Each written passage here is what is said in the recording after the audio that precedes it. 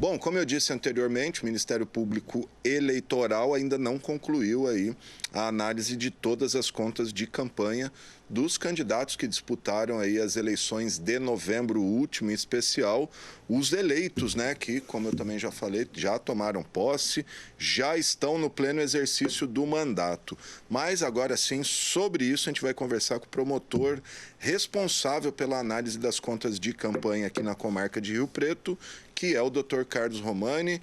O doutor está aqui no Skype agora sim comigo. Doutor, tudo bem?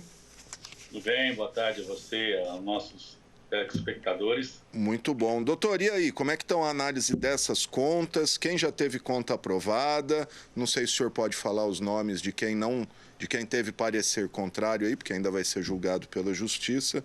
Fica a critério do senhor. E o que acontece caso essas contas sejam reprovadas? A primeira aprovação de contas aqui em São José do Rio Preto, oficialmente, por sentença, foi do Robson, que foi o vereador que teve maior votação aqui em São José do Rio Preto. Mas ontem eu já manifestei algumas aprovações de conta, dentre elas o do presidente do Legislativo, Pedro Roberto Gomes, e o do Júnior, né? Também eu opinei favoravelmente. Ainda não tomei ciência das sentenças. Essa fiscalização de contas, elas são primeiramente analisadas as contas dos eleitos e depois serão analisadas as contas daqueles que não foram eleitos. Aí não tem pressa, né, doutor? Dos eleitos serão até a terceira suplência, né? Porque pode haver aí alguma assunção ao cargo, entendeu? Então o suplente também, até a terceira suplência, a gente analisa as contas. A fiscalização é permanente e concomitante, conforme o artigo 89 da Resolução 63/607, que regulamenta a prestação de contas. Ou seja, desde o início da prestação de contas parcial de todos os candidatos, o Ministério Público, no caso, eu já venho analisando, já venho cotejando todos os dados apresentados pelos candidatos. Isto por quê? Porque nós temos no Ministério Público Federal, e isso é disponibilizado para os promotores eleitorais, apesar de não sermos no Ministério Público Federal, um sistema chamado Sisconta. Esse sistema do Ministério Público Federal checa todos os dados oferecidos pelos candidatos nas suas prestações de contas. E aquilo que ele supostamente, ou Sisconta, verifica que há alguma ilegalidade ou irregularidade, nos comunica. Aí a gente entra na conta dos candidatos e analisa e observa se a gente tem que fazer alguma investigação ou não a respeito daquela suposta irregularidade. Em havendo a comprovação, então a gente já faz a impugnação das contas. Eu digo a você que analisei entre final de novembro, mês de dezembro, entre uma boa parte de janeiro desse ano, mais de 400 contas dos candidatos que concorreram aqui em Rio Preto, inclusive daqueles que não foram eleitos, né? E nessa questão do Sisconta, eu afastei, apesar de ter verificado e analisado todas as questões que lá tiveram de irregularidade, eu afastei todos os casos e eu arquivei as comunicações vindas do Ministério Público Federal. Ficaram remanescentes, então, as análises pelo cartório eleitoral para o parecer conclusivo. Isto não impede que eu agora, em razão do parecer conclusivo, possa opinar pela desaprovação de contas. Apesar de lá no Sisconta, quando eu analisei, né, essa informação foi levantada por mim, mas não foi constatada irregularidade. Por quê? Porque o parecer conclusivo da Justiça Eleitoral muitas vezes não indica aquela irregularidade do Sisconta, e sim outra irregularidade não perceptível por nós, Ministério Público, na prestação de contas. Por quê? Porque os técnicos do Tribunal da Justiça Eleitoral estão muito mais qualificados, podem serem até convocados, por exemplo, funcionários do Tribunal de Contas do Estado, Tribunal de Contas da União, para ajudar nessa análise do Justiça Eleitoral.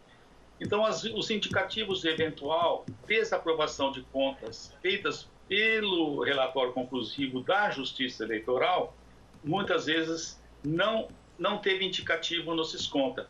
Então, às vezes eu falo, puxa, mas falei para um determinado vereador que foi eleito olha, eu não vou impugnar suas contas porque o Sisconta não indicou nada. Lógico, o Sisconta não indicou nada, mas na prestação final das contas, o cartório eleitoral observou alguma irregularidade ou alguma ilegalidade que levou à desaprovação dessas contas, que era, por mim, desconhecida desde então.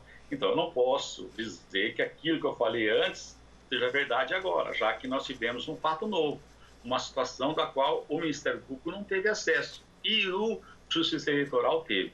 Então, portanto, não quero esclarecer que às vezes pode falar, não, o Romani falou alguma coisa lá no passado que no presente ele não se confirmou. Não é isso, não mudei de posição. Apenas, por exemplo... São várias camadas, vários dados utilizados, né, doutor? Teve uma prestação de contas que o cartório eleitoral opinou pela desaprovação delas e eu opinei pela aprovação com ressalvas, entendeu?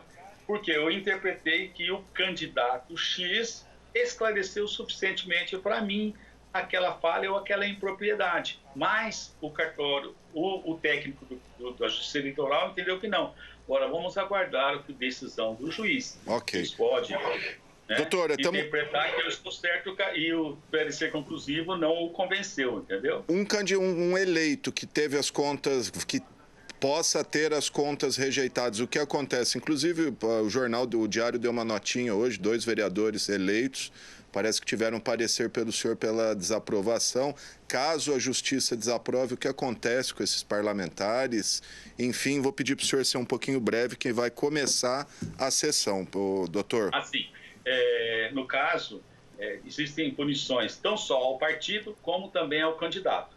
Se o partido, por exemplo, transferiu o fundo eleitoral para o candidato e ele desviou esse dinheiro, o dirigente partidário sofre as consequências, ou seja, o partido deixa de receber o fundo eleitoral no próximo exercício, bem como o candidato que assim agiu vai ser processado e vai responder por abuso do poder econômico. E também, caso tenha as contas desaprovadas, vai deixar de receber do fundo eleitoral no ano subsequente, entendeu?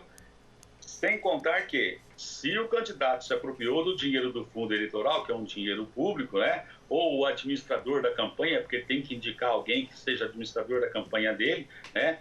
Da prestação de contas, ele pratica o crime do artigo 354-A do Código Eleitoral. Fora isso, né, e pode a possibilidade do abuso do poder econômico, dele até perder o cargo que ele foi investido. Maravilha, gente. Está aí o promotor eleitoral, doutor Carlos Romani, a quem eu agradeço. Doutor, sempre aqui com a gente. Hoje um pouquinho corrido, porque nós temos a sessão. Obrigado, viu, doutor? Um abraço a todos aí.